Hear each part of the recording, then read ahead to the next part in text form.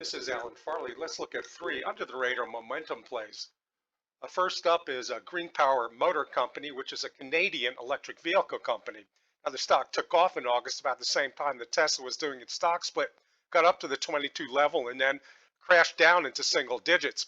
Came back to life in the fourth quarter, taking out the prior high, going through this long test here, and now almost completing this pattern right back to the prior high.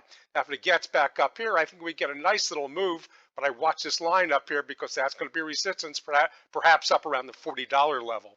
Now, moving on, let's go to Bit Digital, which is in the Bitcoin mining business. As you know, Bitcoin's had a very, very good year, but the stock didn't really take off until the second half of December, so we're not quite sure what's going on. We'll have to take a look in the next few weeks to see if this is sort of a one-day wonder going on here, right during, especially during a holiday week. But it went from about $6.50 all the way up to 33.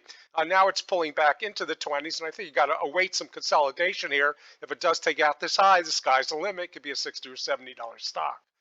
Finally, let's take a look at Silvergate Capital. Now, looks at first glance like just sort of a regular banking company, but they also do digital currency transactions so that you can convert dollars into Bitcoin, and I believe vice versa, but don't hold me on that. So the stock did take off in October. It was down about the $10 level, and it's risen about more than sevenfold into December.